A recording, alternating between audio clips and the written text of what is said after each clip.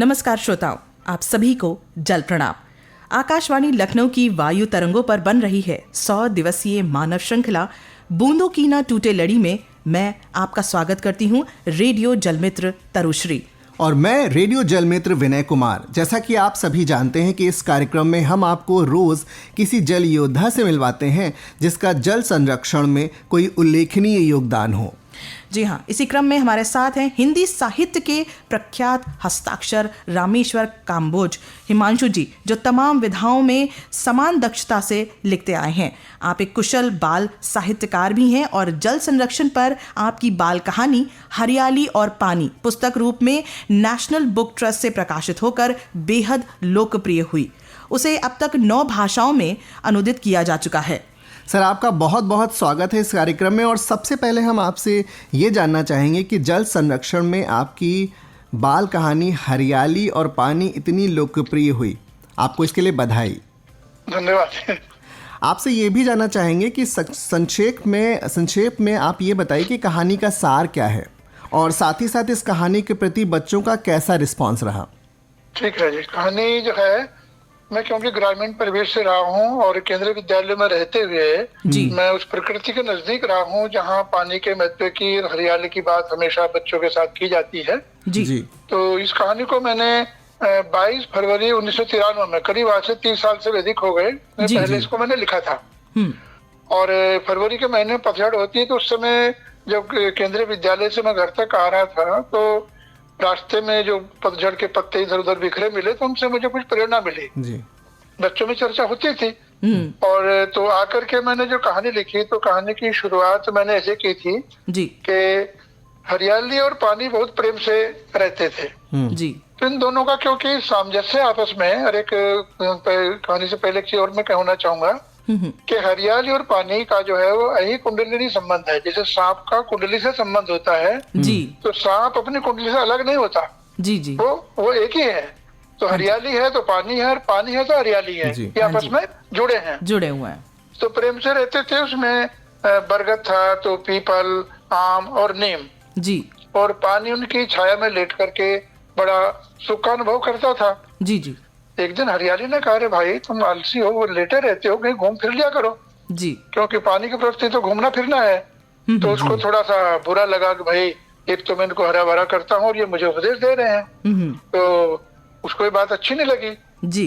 तो वो थोड़ा ऐट करके नाराज होकर के बोला कि भाई यदि मैं यहाँ से चला गया तो तुम तो नष्ट हो जाओगी।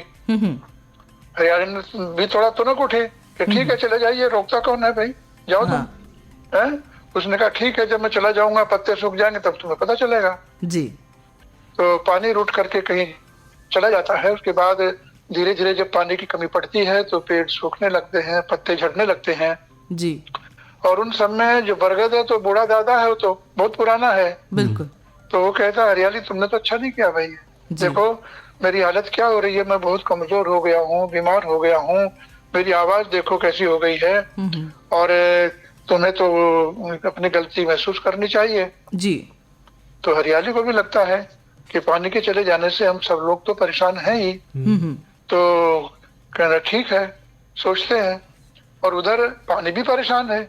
जी। क्योंकि पानी पहले छाया के नीचे था, फिर वो खुले में चला गया, तो कहीं रेत है, कहीं चिलचिलाती धूप है, उसको लगने लगा, मेरा बदन जलने लगा। जी। तो ठीक नहीं किया मैंने भी, पता नहीं उनकी क्या हालत होगी।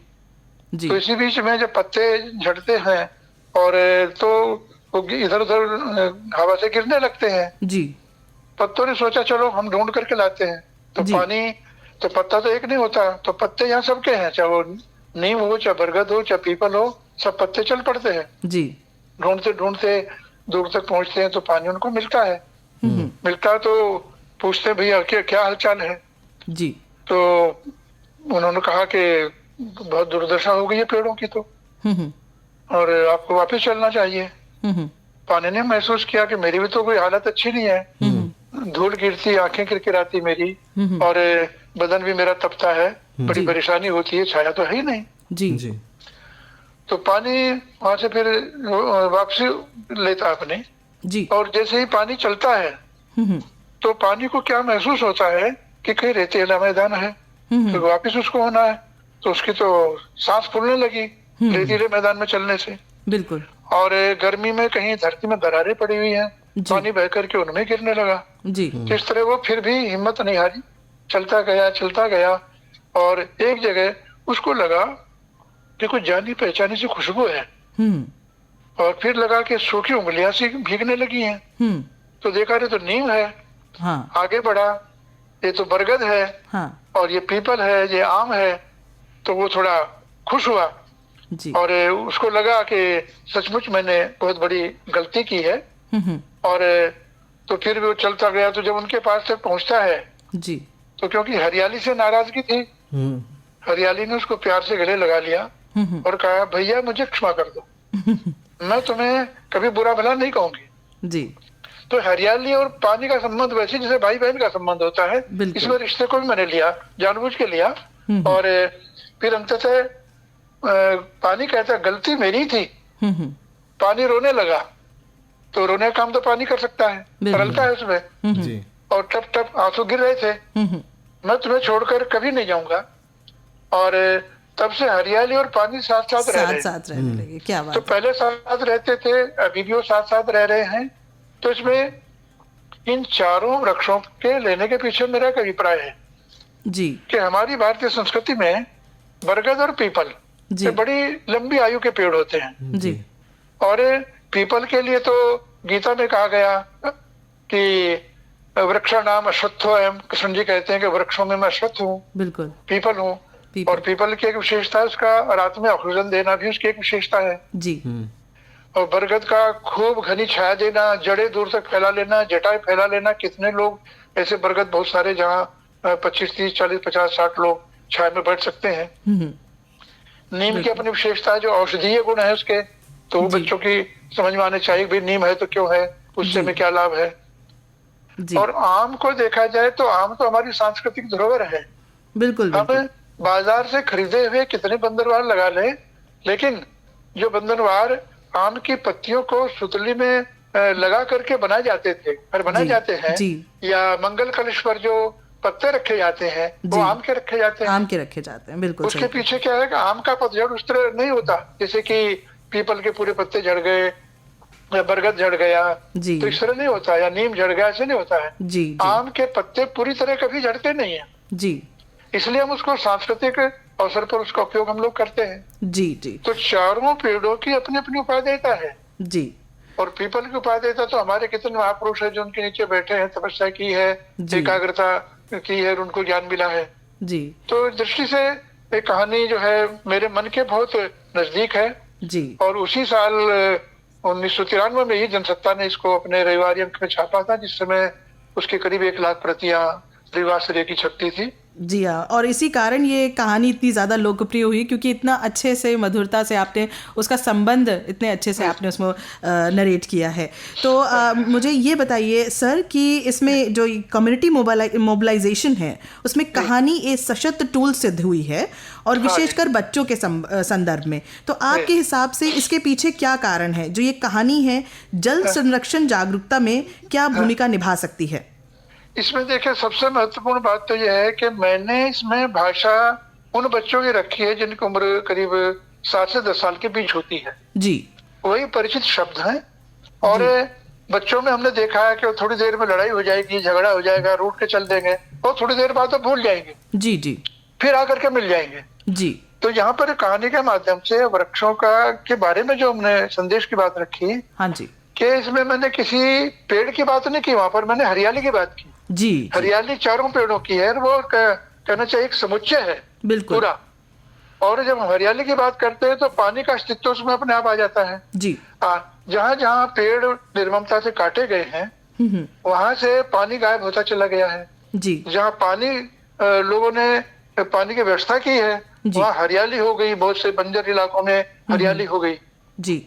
तो ये हमारे देश में, हमारे पूरे विश्व में अगर आज की हम समस्या की बात करें जी, तो पानी बचाना बहुत जरूरी है जी, और हरियाली को लाना बहुत जरूरी है। इसके लिए जी। जो लाभ हानि देखते हैं बड़े लोग बड़ी उम्र वाले है ना, उनकी बात छोड़ दीजिए, या व्यापार वाले, हमारे बच्चों के मन इतने कोमल हैं जी कि उनके मन में ये संस्कार के रूप में बात बैठ सकती है, बैठ जाती है कि हरियाली के लिए पानी जरूरी है और पानी के लिए हरियाली होना जरूरी है, पेड़ होना जरूरी है। जी जी। और उनको शिक्षा को उपदेश की शिक्षा नहीं है इसमें। हरियाली और पानी साथ साथ रहते थे, नाराज हुए, फिर वो साथ साथ रह रहे हैं। तो अपने जीवन में भी मैंने देखा है कि बच्चे इन चीजों के प्रति इतने जागरूक होते हैं। हम तो इसको लेते हैं, हमको काम सौंपा, इसको पूरा करना है जी। मालिक को काम सौंपा, पेड़ लगाना, लगा दिया, वो सूखा रहे, हरा रहे, कुछ रहे जी। बच्चों की मैंने मानसिकता ऐसी देखी विद्यालयों में कि प्राथमिक कक्षा के बच्चे, वही जो मैंने 8 से 10 साल की बात की है जी, कि जैसे शिक्षकों ने कहा कि यहाँ सर ये आप पौधे रखवा रहे हैं तो बच्चे तो उसको सब तोड़ देंगे, बंदर है। तो हमने ठीक है, कोई बात नहीं, देखते हैं। मैंने देखा प्राइमरी के क्लास 1 से लेके 5वीं तक के बच्चे जब छुट्टी के बाद निकलते थे जी, तो जो पानी उनके पास होता था बोतल में, उसको इधर उधर फेंकते नहीं थे जी। किसी ने नहीं कहा उनको, उनके मन की प्रेरणा थी, वे उस पानी को उन गमलों में, उन पौधों में डालते चलते थे। अपनी बोतल खाली की और उसको बैग में रख लिया। क्या बात है। छोटे बच्चों को मैंने देखा, 5 साल तो लगातार मैंने एक विद्यालय में देखा, किसी एक बच्चे ने, जिनको बंदर बोलते हैं, गैर जिम्मेदार बोलते हैं जी, उन्होंने एक पत्ती नहीं तोड़ी, एक फूल नहीं तोड़ा। क्या बात है। जबकि पास पड़ोस में हमारे घर फूल के पौधे होते, सुबह सुबह सब नोच लेते हैं, कोई भी नोच लेते हैं जी। बच्चों ने कभी हरकत नहीं की जी। और यहाँ तक कि जब वृक्षारोपण की बात आई तो स्काउट के बच्चे और सब तैयार हो गए, उन्होंने करीब 100-125 पेड़ लगाए और वो हरे भरे रहे, इसकी ओर भी ध्यान दिया। और जो पहले से पेड़ लगे थे, बच्चे उनके पत्ते तोड़ देते थे जी, डंडी मार करके जी। जब उनको एहसास हुआ तो छाया है, छाया में बैठ करके हम दोपहर में यहीं पर अपना टिफिन भी लेते हैं जी, उन्होंने वो पत्ते तोड़ने बंद किए पूरी तरह से। और विद्यालय में हरियाली अगर चाहिए तो किसी मालिक की वजह से, किसी प्राचार्य की वजह से नहीं, बल्कि जो बच्चों के मन में था कि स्कूल हमारा है, ये पेड़ हमारे हैं, ये पौधे हमारे, उन्होंने इस चीज पर ध्यान दिया जी जी जी। और हर एक चीज पर ध्यान दिया, पानी की बर्बादी तो करना ही नहीं, इस पर भी उन्होंने ध्यान दिया जी। तो रामेश्वर जी, ये जो आपने अपने अनुभव हमसे बांटे, इसके लिए आपका बहुत बहुत आभार। लेकिन समय का अभाव है, जिस तरह से आप हमें बता रहे हैं तो हमारा मन कर रहा है कि आप हमें बताते जाएं, हम सुनते जाएं।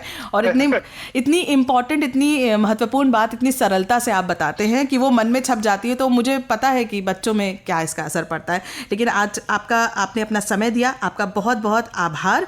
हमारे साथ जुड़कर आपने अपने अनुभव साझा किए। बस एक वाक्य में भी कहना चाहूंगा कि पंकज चतुर्वेदी जी की जो निगाह इस पर पड़ी जी जी, और ये नेशनल बुक ट्रस्ट के द्वारा आई, और उन्होंने कोशिश की कि 3 भारतीय भाषाओं में और 6 जो क्षेत्रीय भाषाएं, आंचलिक बोलियां हैं, उनमें अनुवाद इसलिए कराया कि अंचल तक की चीज पहुंचेगी तब जीवित रहेगी। बिल्कुल सही कहा आपने। केवल शहरों में जाने से चीज नहीं हो पाएगी उतनी, जितनी अंचल में जो चीजें हैं, अगर वहां से संरक्षण शुरू होगा तो ऊपर तक जाएगा जी। बहुत बहुत धन्यवाद, बहुत बहुत धन्यवाद जो मुझे आपने अवसर दिया इसका। धन्यवाद, शुक्रिया, धन्यवाद, नमस्कार। बहुत बहुत शुक्रिया आपका सर। और श्रोताओं, आपको ये कार्यक्रम कैसा लग रहा है आप हमें ज़रूर बताइए। हमारी email ID नोट करिए bkntl100@gmail.com।